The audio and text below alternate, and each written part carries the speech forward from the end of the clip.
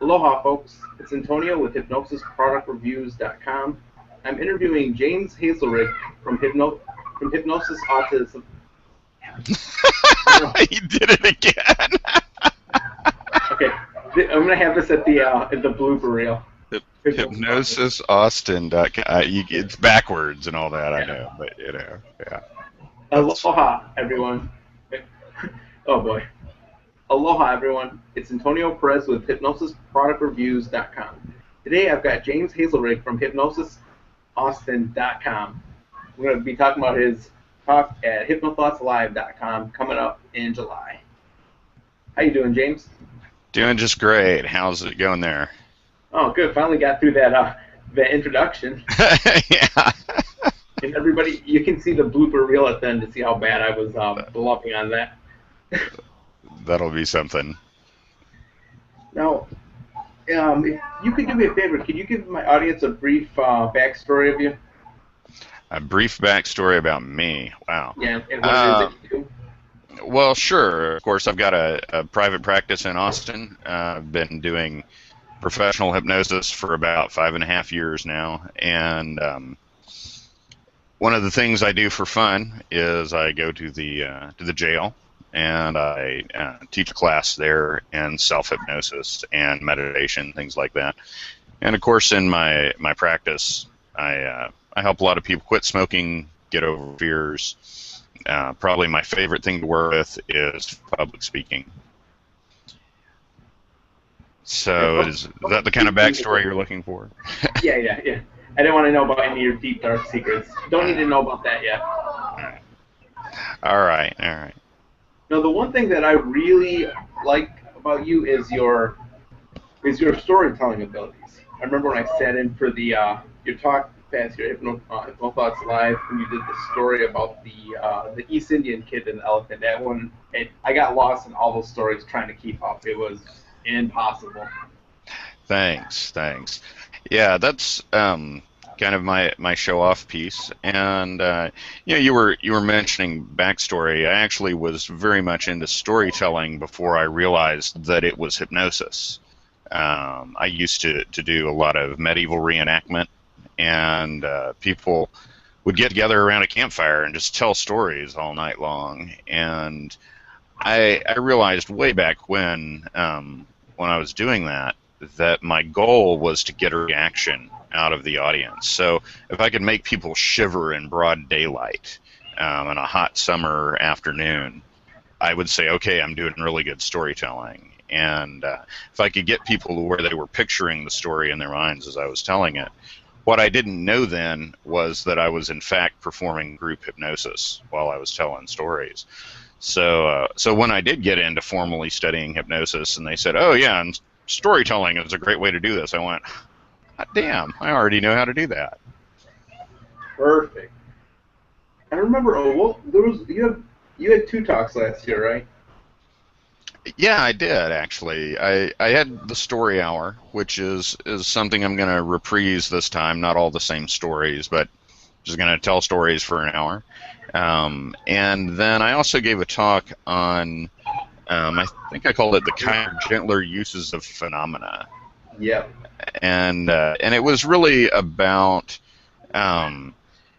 using hypnotic phenomena, using convincers, but in ways that are permissive, and also in ways that, I probably shouldn't use the T word, but therapeutic. Ways that prove a point. Right. Yeah. Right. You're in Texas. I'm in Texas, yeah. So nothing I do is therapeutic. I give friendly advice to people who come to my office. But for instance, eye catalepsy. It's a fairly standard convincer, and a lot of us do it so that we can prove to people that, yeah, they really are experiencing hypnosis. Well, I love, first off, setting it up in a permissive way where I use an analogy of locking a door and then testing it, rather than implying that I've somehow locked their eyelids shut. I'm teaching people that they can do that. But then in the jail, what I do after I've got a bunch of these guys who are incarcerated to lock their eyelids shut, I say, all right, now you just put a limitation on yourself, and you know that you can remove that limitation. how many limitations have you put on yourself in your life? They're all like, oh. That makes So, sense. so that's really what that class was about, was ways to use our phenomena in change work. That's a safe word, change work. Give me a second. I'm going to pull a book off my shelf that Sure. I think Richard Nongard mentioned. It goes right along with this talk. Give me a Uh-huh. second. Sure.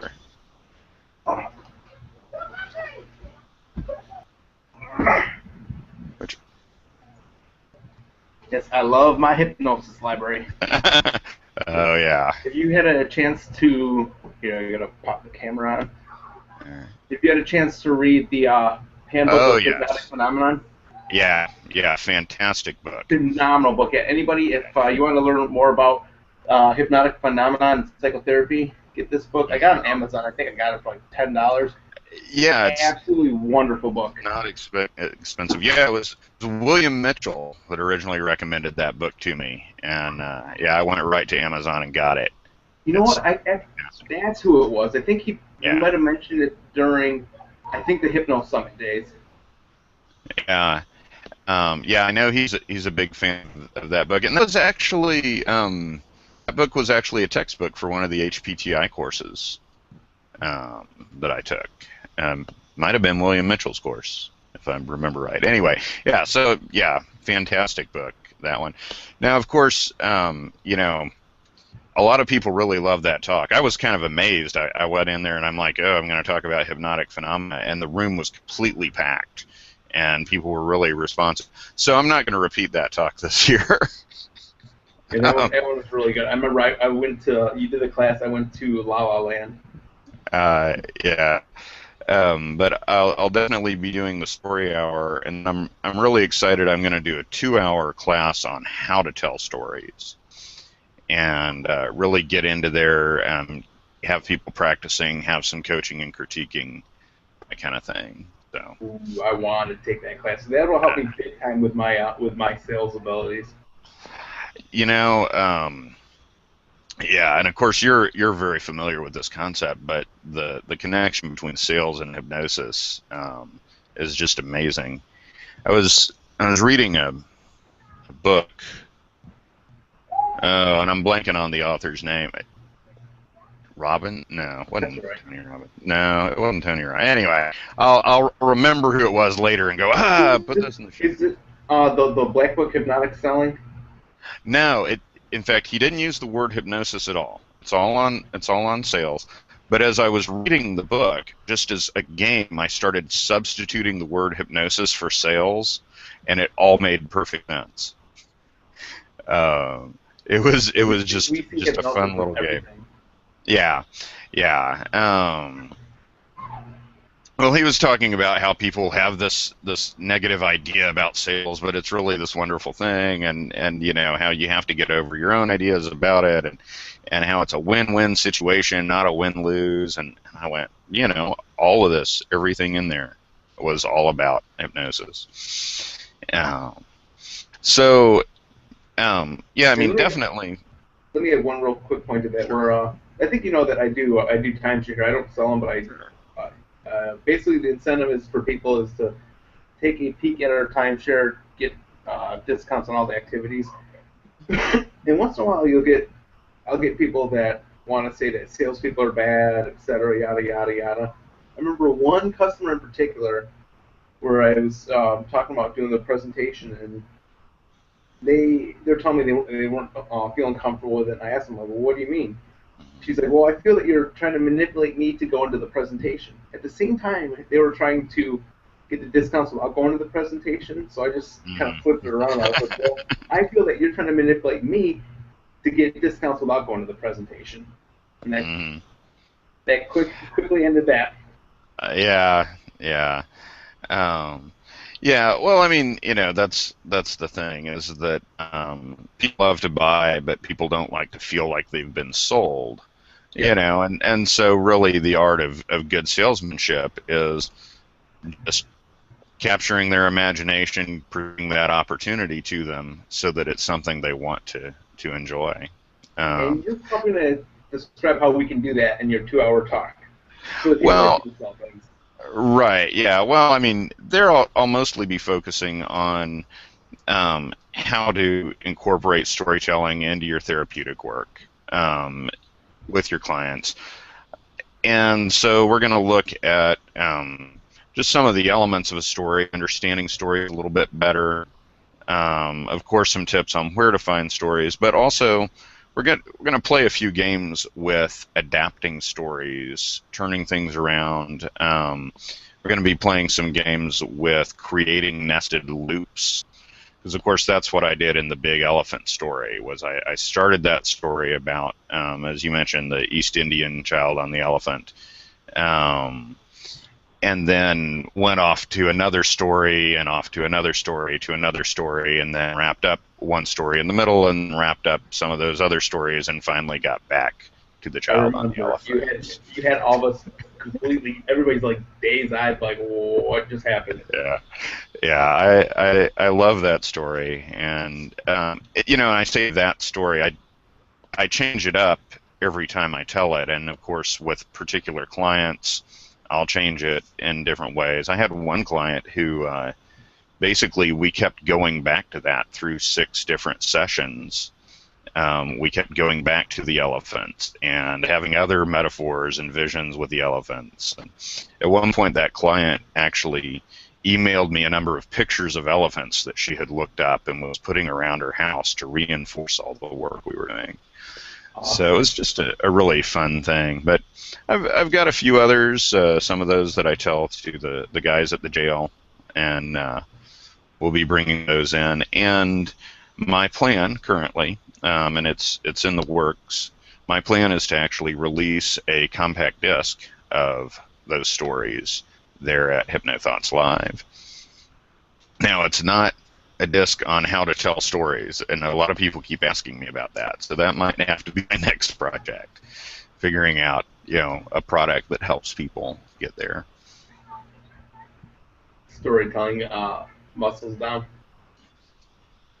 Yeah, it's a lot of people are scared of it. They're shy about it, and yet really, I mean, all the time we tell each other stories. We say, "Oh man, you're not going to believe what happened. I ran into this person. This happened."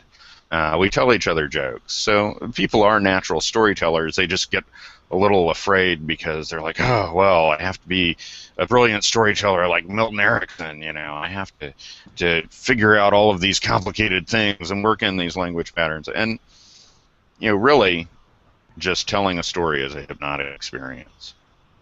And your clients are going to respond, even if it's not a giant nested loop story, even if you don't have a bunch of sneaky double binds inserted in there and embedded commands. And then once you get comfortable with it, you'll start doing those too. Yeah. Good thing my camera isn't on me, because at one point when you're going over talking about the class or the story about the East Indian boy on the elephant, I had that whole revivification. Just sit here, I'm like staring off into space. I'm like, oh, okay, I can feel the transfer picking up on me.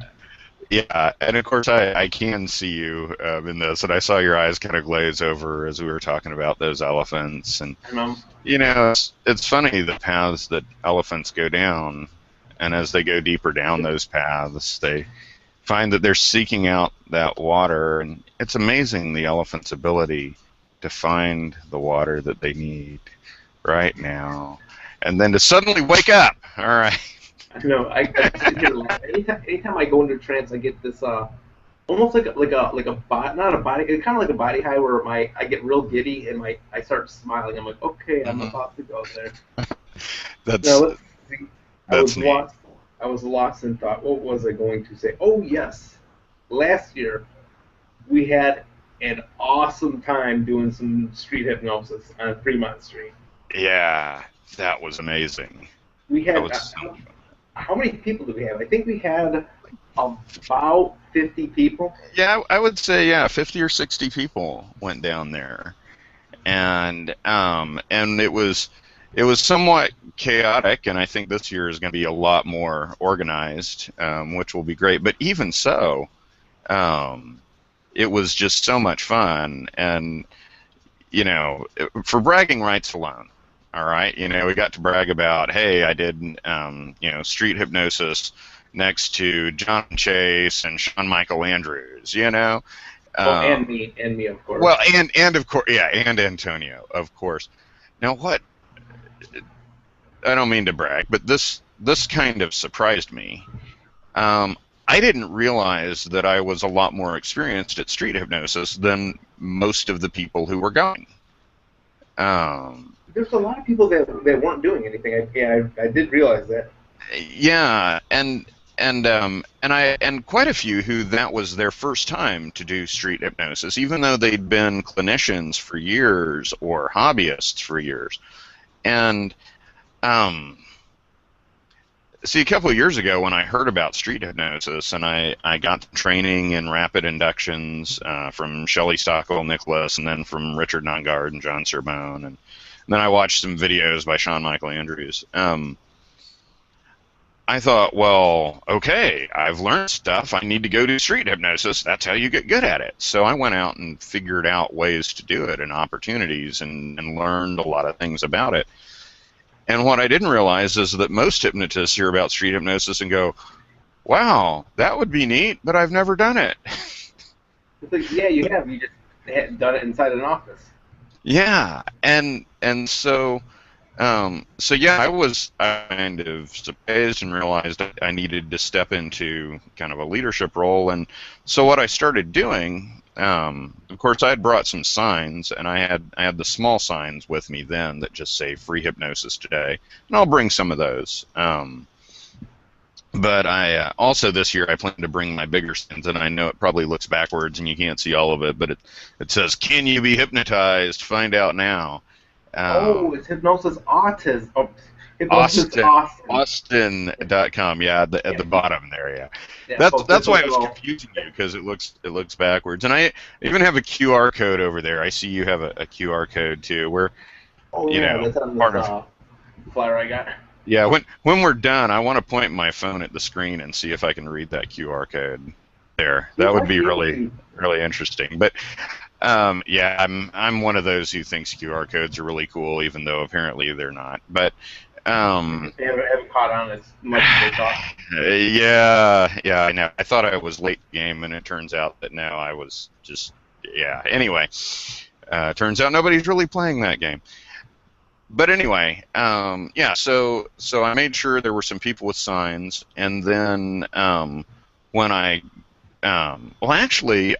I grabbed one of our people from the convention to be my first volunteer, and did a little bit of street hypnosis with him. And to tell the truth, he really didn't. I don't think he went very deep, and we really didn't get much happen. But when he was done, somebody from the crowd that had gathered, who wasn't from our convention, stepped up and said, "Hey, hypnotize me." And I'm like, "Who's next?" All right.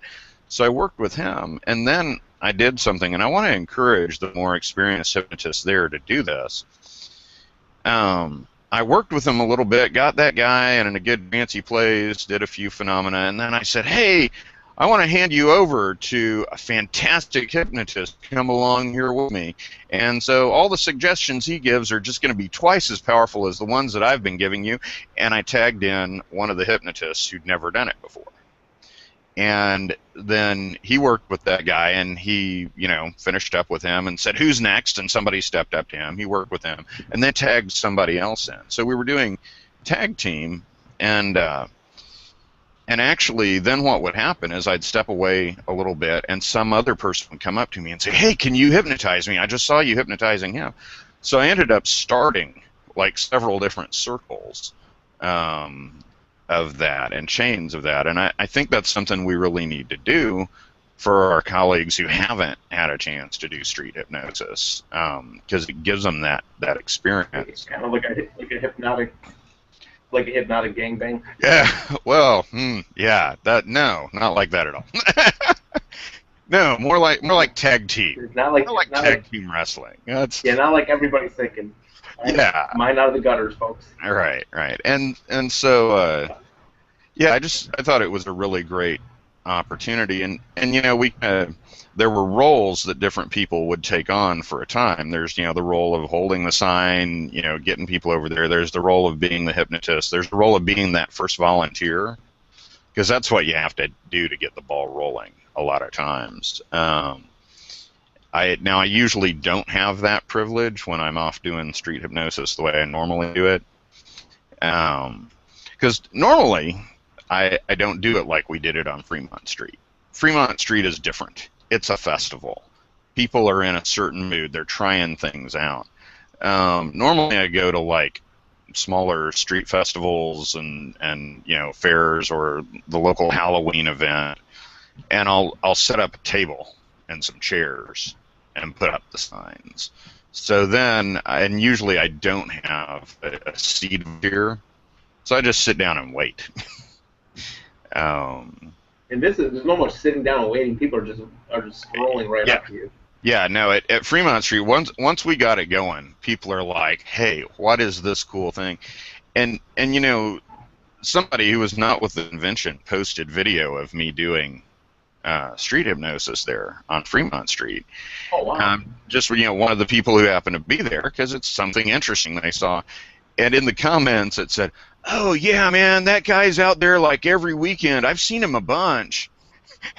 And, of course, I'd never been to Vegas before in my life. And I thought, wow, all right, sure. So now I guess I have a reputation, famous or something. One little bit that I've been doing with street hypnosis lately is it usually works better with the younger kids. What I'll do is I'll take a younger kid, as long as I have parents' permission, of course. I'll hypnotize them, test some phenomenon, get some real good phenomenon. Then what I do is I go for the speaking a foreign language a bit. It could be Chinese, nice. Whatever. And then what I do, I have them think that they need to get money for their English lesson. So then I take my tip jar, hand in my tip jar. And of course, the younger kids go up to the adults getting money. Right. Nice. Nice. People look at me. I'm like, hey, shameless, but hey, it works. Yeah. Well, that's good, because I will say that I have taken out a tip jar a few times, and occasionally people have insisted on giving me money, but generally, I would say that street hypnosis has not been a source of income for me. No, it's not a career. It's not a career. It's not a career. Now, on the flip side, I will say, of course, it's been very handy. It's been very useful many times. I had a client who came to me and he said, I've got this problem. I'm pretty sure hypnosis can help, but I've already been to one hypnotist, and I don't even think he hypnotized me. He just talked to me a bunch. It was like I was in a therapy session or something. And so I asked for a hypnotist's name. I looked the guy up, and sure enough, this is a guy who's with like Even Gilligan and Jeffrey Zeig, hardcore Ericksonian. So of course, the session seemed like a therapy session where the guy's just talking. Problem is, the client walked out without a result because he didn't feel like he'd been hypnotized. So I said, what's it going to take? And he says, well, I've, like that stuff they do on the stage. So I basically just went into a street hypnosis routine with that client right there in my office. Locked his eyes shut, locked his fingers together, locked his hand down, got his hand to fly up, got his hand stuck to the ground, got his feet stuck to the ground, got his hand stuck to his face, went on to have him forget the number 6. And at that point, I'm like, okay, he's ready. He's convinced. And so that's one way that practicing that street hypnosis paid off.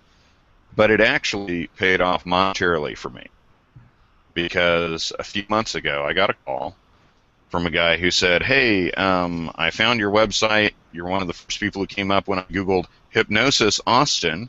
And he said, I'm putting on an event and I need a hypnotist. Do you do entertainment? And I said, sure. How long do you want the show to be? And he said, I don't want a show. I want you to sit in a booth and hypnotize anybody who walks up all night long. Can you do that? And I said, why, yes, I can. So I got a pretty hefty check at the end of the night for hypnotizing any person who walked up. And I was a little worried that people would be dead and I wouldn't get any volunteers. They opened the doors at 7. I had my first volunteer at 7:10, and I took my first break at 10:45. It just, it was constant, slammed one after another. And my kind of my favorite bit to culminate with a lot of times is to get their foot stuck to the floor anytime I say stuck, unstuck when I say unstuck. But then I hand it off to one of their friends. So their Oh, friend is giving them that suggestion. I say, and it's for the rest of the night, only tonight, only in this venue, that this will be the case. Um, and so then their friend is playing with it all night long. And so I did a lot of that at that party. pretty mischievous. It is. But The it's other a hoot. the other day, I was sitting down, had my sign saying free hypnosis, and this girl came up. She was with her girlfriend. I think I asked her. I think she was 19 or 20, Mm-hmm. and I asked her if she'd ever been hypnotized. She's like, "Yeah, it was at the the fair last year. You know who Tina Marie is? No, I don't know Tina Marie. She's I think she's in Vegas. She's trained with like I think she's friends with like Mark Savard and whatnot. She comes out and Yeah, does the yeah. county fair every year. Well, that's Mm-hmm. until I get enough training so I can take over the fair. Anyhow, she been at the fair, so I knew this girl's an awesome subject, so I hypnotized her, and I gave her just a bunch of basic suggestions like missing fingers. Her name Mm-hmm. is Bunny, and she's from Mars. Needs to get money for a spaceship. Yada yada. And Mm-hmm. then I gave her the suggestion that anytime I would scratch my right ear, she would. It's like a street fair, so people walking in front. She would like tell the people. She'd be like yell out, "Sharks, sharks! Watch out for the sharks!" And these people walking by, and there was one person that was a little mad, like kind of looking at her like, thinking she's some punk kid. Oh, Right. it was funny. That is a good one. That's a neat one. You know what it is? It's all the only limitation is your imagination. Yeah, that's true. That's true. And it really does change how much confidence you have. When you go into the office to have done that kind of street hypnosis. I know there are some people who say, "Oh, well, it's totally pointless. You don't achieve anything with it." But I think there's really something to just knowing that when somebody asks you to hypnotize them, you're ready. You know how to do it. You know what to do. Um, I've had several instances. Well, I was at a restaurant actually with a whole bunch of people who work at one of the Renaissance festivals that I perform music at. I don't do hypnosis at Renaissance festivals typically. Well, I have it a few, but anyway, mostly I do music. Well, this teenager who was there across the table from me at Western Sizzlin says, "Hey, will you hypnotize me?" And his parents, and they were sitting right there, and they're like, "Yeah, sure." And so I started working with him there at the table. Well, you know how it is when you get really focused. You go there first, and so I was totally focused on what we're doing, and I didn't notice that every conversation in the restaurant had died, and Oh that no! everyone was staring at us. I mean, and it wasn't just the table of people, Rennies from the festival. It was all the regular townsfolk in the whole restaurant. Everybody was, standing there watching or sitting there watching as I was hypnotizing this kid. So, I made sure I gave him some good suggestions. There were a couple of things his parents have kind of asked me to work with him on anyway. So, gave him a lot of positive suggestions, did a lot of great stuff, and brought him out feeling great. And then I looked around and noticed in the whole place you could hear a pin drop. And finally, somebody at the other table says, "Wow, is is that what you do at the Renaissance Festival?" And I said, "No, I sing dirty songs." No, I do dirty stuff. Yeah, I sing dirty songs. That's what I do. But yeah, it's great experience to have and great to be ready to do that kind of thing anytime you need it. And hey, I got paid to do it, so that was fun. That's not bad getting paid. I still want to prove. my buddy Kevin Lapine wrong about how you can't make money with street hypnosis. I'm sure there's got to be a way you could do it. It just might be a whole lot of work. I think a lot of it is you need to be in the right kind of setting. You need to be in the kind of setting where people are doing street performance.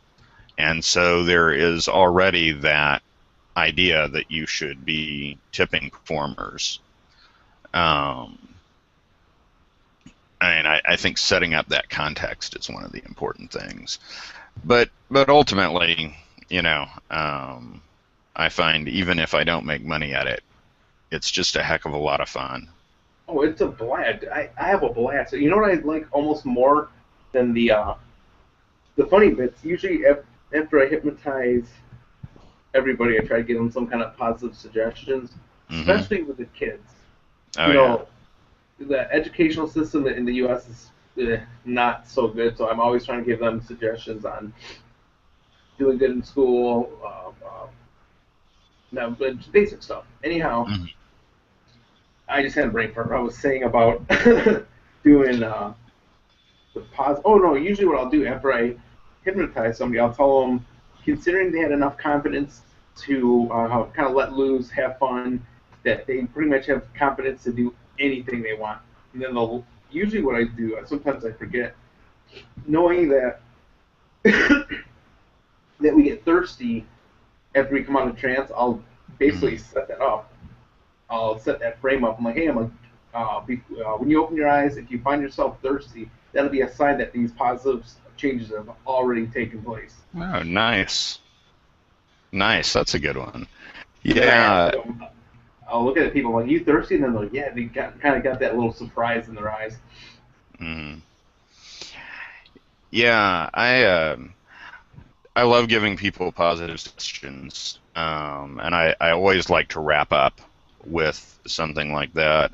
Sometimes I'll just ask them to close their eyes and imagine um, something that they would wish for, something that is achievable, and we'll basically just sort of future pace them attaining that desire.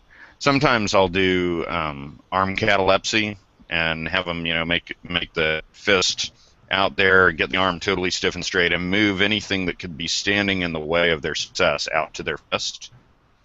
Then I'll even have them open up their eyes and say, so all those obstacles are there. That's why you can't move that arm, right? And they're like sitting there trying to move the arm. And I say, when I count down from 3 to 1 and clap my hands, that arm will release completely from the tips to the shoulder, and all those obstacles will shoot into outer space. 3, 2, 1, and they'll shoot it out there past the Earth's atmosphere, past the Earth's gravity, past the moon, past the planets, past the stars, farther and farther, farther, farther away, till finally it is sucked into a black hole or burned up in a faraway star, and it is gone, gone, gone. And they Brilliant. just love that. They love that. Um, but the other thing I've learned to do with street hypnosis is sometimes you get the person who, let's face it, if they volunteered for a show, they would get sent right back to their seat because they're just not that kind of responder. They're not going to give you a lot of phenomena. I love those people. What I love to do with them is I'll just elicit a positive memory or experience, anchor it to their arm, and then do a sliding anchor to pump it up really high up onto their shoulder, and then say any time from now on that you, I, or anyone to whom you give permission touches you right there, you feel that wonderful feeling again. They just love that. What's your approach with them? With people that were sent down from a stage show. Right. Well, or the kind who would be, the kind who maybe don't aren't likely to manifest a lot of phenomena. I like to, of course, use magnetic fingers just because I mean it's a cheat, but it works. I don't care. Yeah. Sometimes I'll It, do magnetic fingers, or once in a while, because they're used to the approach where somebody's like, "Oh, relax, close your eyes, think mhm, of butterflies and rainbows." right. Sometimes I like to go straight into a handshake. I've had the handshake work really, really good on people. Nice. Yeah. And of course, I mean, the wonderful thing is once you've been doing this and people have been watching you, they're prepped, they're primed for it, and Yeah, they so know they're that's how ready they're to supposed go. to act. Yeah, yeah. I mean, it's not unusual for people to sit down right in the chair and just go off into trance all on their own. You hardly have to do anything It's after with funny. them. I was talking to Jim Wan. I was interviewing him, I think about a week and a half ago, and I was telling him about this kid that's been coming up when I do street hypnosis. I Mhm. always had a feeling the kid was he was trying to impress his friends, just kind of act like a stooge. Mhm. So the last time I hypnotized him, I did this bit where I kind of got behind him, I pulled him down real quick. As I'm pulling him down, I whisper in his ear, I'm like, "Hey, play along. I'll give you $20." Whisper really low. Oh no, not this trick. Yeah. So you know exactly where I'm going. I pull him uh, down, and I do a little bit of skits, and then I tell the kid, I'm like, hey, in a moment when you open your eyes, you're gonna swear that I told you I was gonna give you $20 to pretend. Boom. Had him open his eyes, and he's trying to get the money from me, and it's right. kind of got that dual reality where in the back of my head I'm Yeah. like, okay, kid, don't mess with me. Right. Yeah. That is a low down dirty trick. I But know. yeah. Every once in a while. I do one. And it kind of evolved. I was doing street hypnosis, and I had this guy who his arm was out there locked. He couldn't move it, and so I said, now a lot of people might think that you're just some friend of mine who's playing along or whatever. So I'm going to offer you some money if you can take this money before I count to three. And so I pulled out, like, I looked in my wallet and I had a $5 bill. I'm not a real rich dude. So I pulled out a $5 bill. One of his friends stepped up and said, put away your pocket change, and held out a 50 for this guy to try to get it. And the guy couldn't take the 50. And I thought, wow, that's really impressive. I don't usually carry around a 50 or $100 bill. And I do know that, you do this long enough, there will be that one person. What I do is I say, I bet your arm is so stuck or your mouth is so stuck, whatever it is, that if I pulled out a $100 bill right now, if I took a $100 bill out of my wallet right now and offered it to you, you wouldn't be able to get it by the time I'd counted to three. And at that point, it's too late. So, in fact, I'm going to do just this. I'm going to reach into my wallet, and if you can take this bill that I'm to three, you can have it. And I do that. And I count to three. And then I say, oh, I'm so sorry. And I, put it back in there. And or I hold it down in my hand. And then I say, okay, now you can move. Now you can talk, whatever it is. And they're like, oh, man. And I said, so, I just wanted everybody to know you really are stuck. You really are hypnotized like that. And I said, could you believe you couldn't even take that bill? You saw that $100 bill, right?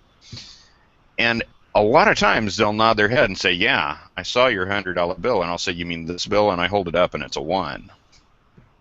And I haven't done any sleight of hand. It's just I talked about a $100 bill, then I held up one real quickly.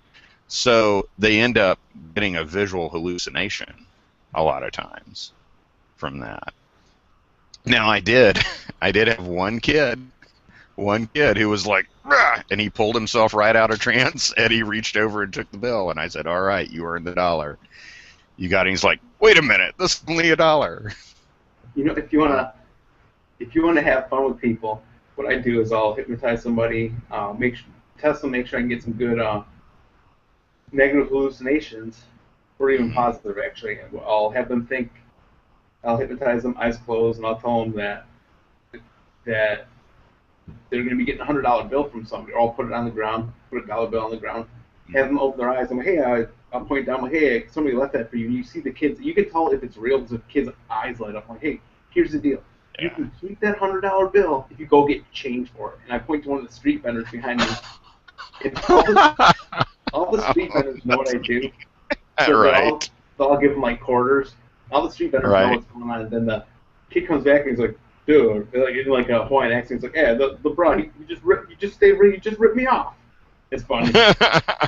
that that is cute. Yeah, yeah. It's neat how much fun you can have with people, and it's also neat how you can do nice things for people. You can give them those positive suggestions. You can have them walk away with a good impression of hypnosis, and that's I think that's so much of what's important about that experience. Um, Yeah, make it fun. Don't do anything that would be embarrassing. well, yeah, absolutely, and that's one of the things is that as long as the suggestions you keep giving are fun, people are far more likely to carry through with them. Um, I don't know if you've ever watched a show called Brain Games. Yeah, Um, they did a bit where they set up a ropes and a sign that says line starts here to see if would go stand in line for nothing, and of course nobody did until one guy got in line. And once they had their one seed volunteer, then a line formed. And so then they removed the front rope and they had him follow. They had all these people in line follow him. And of course, he went through ridiculous mazes. He jumped over things. He danced, and everybody did all these things. And they're talking about, look at how easy it is to lead people. People will do anything that a leader is doing just because they expect a reward. And I'm looking at that going, no, that's total BS. People will do something if it's fun when they're on vacation in Las Vegas. exactly.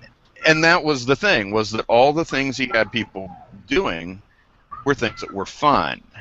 Um, and that's really what you have to keep in mind when you're doing street hypnosis. Even many times when you're working with a client in your office, you have to keep making it interesting, keep making it enjoyable, which brings us back around to that other topic, which is the storytelling. People love those stories. And I wanted to give an example, and I'm not going to say who my client was, of course, but I was working with someone who was going to be seeing a very important medical doctor for an examination. And this person who was going in was determined that if there was, a bad diagnosis, that she was going to use natural medicine, not chemotherapy, not nasty things like that. But she was worried that her confidence would get shaken by this medical doctor. So she wanted a hypnosis session. So we went into the session, and I started talking about the Wizard of Oz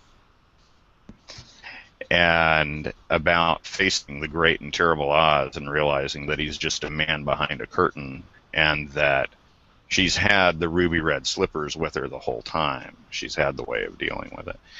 And it's just one of those fun things you get to do where you don't even have to tell the whole story. You can just reference it, and it's got so much for people. So That is a good one. It just popped into my head. I was like, hey, this is what it is. This is analogous to her situation. But that's the thing stories do for us, is they teach us those lessons. They teach us how to deal with tough things in life. So it's so much fun to just remind people of those stories and bring them in. I'm excited about teaching storytelling. It's going to be neat. It's going to be awesome. It's going to be, two things are going to be extremely awesome. Well, three. Hypnothoughts Live being one of them. That's I just forgot the dates. 18th, 19th, and 20th. 18th, And 19th, 20th of July. Yeah. Oh yeah, of July, of course. Forgot to mention that. Right. If you haven't registered, go to hypnothoughtslive.com. I'll see if I can put a little website address somewhere there in post edit. On July 17th, I think it's Thursday, we're going to have a massive street hypnosis event. I believe it's going to be from 6 to midnight on Fremont Street. And I'm guessing we're probably going to have a lot of big names like Sean Michael Andrews, James, of course, give your little pat on the back. I'm a medium name. Mr. P. Bits Yeah, and pieces. he was doing some neat stuff there last year. Go to hypnothoughtslive.com. We're going to have an awesome event, and James is going to be doing some kick-ass storytelling and storytelling instruction. Yeah. Even if you don't like me, even if you don't like Antonio, go to Hypnothoughts Live, because it is such an amazing experience to be around all of those hypnotists. You're going to have as much fun in hallway, breakfast, lunch, dinner, and just associating with all these amazing colleagues who understand and get what you do. It's just a fantastic time. It was amazing last year, and that was the first time, so it's going to be just There's like 300 people. Yeah, and I know it's going to be great. If you're into stage hypnosis, there's like 1 or 2 stage hypnosis shows each night, right? It's going to be awesome. Oh, you reminded me. You totally reminded me. I interviewed Jim Wan last year, and he told me that during the Fremont Street Hypnosis, he's going to try hypnotizing one of the band members out there. You know, the ones that are always playing down the strip. He's going to try to hypnotize a band member. Huh. Well, we'll see how that goes. Yeah, that should be neat. I'm excited. Jim Zellis is doing a show. And Jim Zellis. Yep. S-E-L-E-S. The name in hypnosis. Because I've learned so much from watching his videos that he shares for free, and all the instructions for free. And we talked on the phone and made a lot of emails. And I've never met him in person, and never gotten to see one of his shows in person. By any chance, did you go to you know Stephanie Conkle from Hypnothoughts, right? Oh yeah, good friend. Did you go to her talk last year? I don't think I got to. You know, it's kind of funny. I don't know if you remember the podcast I released for, I think it was April Fool's 2 years ago. You remember that one, the Milton Erickson audio? Oh yeah, vaguely. Yeah. So long story short, I interviewed Michael Perez, and he basically pretended to be Erickson. And halfway through the podcast, we're like, April Fools, we're not Erickson, ha ha ha. 2 funny things came from that. Well, I guess not so funny if you're Jeffrey Z. I got an email from him about 6 hours after I released that podcast, and he was not a happy camper. He's like, that's not Erickson audio, yada yada. I'm like, well, I'm aware that it was April Fool's. Yeah, Erickson probably would have loved that. Probably. Stephanie told me she was actually listening to the interview, thought it was really Erickson, and she had some kind of client session. So she went and did the client session, and there was some part in the audio, I think it was Michael Perez pretending to be Erickson, telling some story about like tying a shoelace or whatever it was. What happens? She told me that she took that bit of the story, used it with a client. Apparently, it helped the client. After the session, she went to finish the audio, and then she heard us going, April Fools. She basically realized it was an April Fool's. The funny thing is, it still helped her client. She told me about a month ago, she told that story during her talk at Hypnothoughts Live, which I unfortunately missed it. Yeah, that's yeah. I was working with a client the other day, quitting smoking, and I always teach them. I always say, when a thought comes along, you can just, imagine letting it float away on a stream, and I often say, imagine putting a leaf on the stream, putting the thought on the leaf, and letting it float away in the water. But really, this time I said stream. She thought I said stream. And so she pictured a clothesline, one of those with pulleys like they have in cities. And she pictured pinning her thoughts up there to the clothesline and sending them away. And she said it was her favorite part of the whole thing. I talked to her on her follow-up, and she hadn't had a cigarette, and I said, what was the thing that worked? And she said, I love closing my eyes and just putting thoughts on that closed eyes. It's amazing how Yeah, this is a pretty fun career and job to have. it is. It's the best. Well, thanks so much for interviewing me. I'm looking forward to seeing. Thank you for putting up with my cheesy jokes. Oh well, and thanks for putting up with your technology thing. Yeah, this technology is awesome. I don't know how good the audio's gonna come through, but everybody, you'll be able to see my little bloopers right at the end. Yeah. All right. Well, I will see you soon at Hypnothoughts. It'll be a blast. all right. Yes, definitely. See you in Vegas.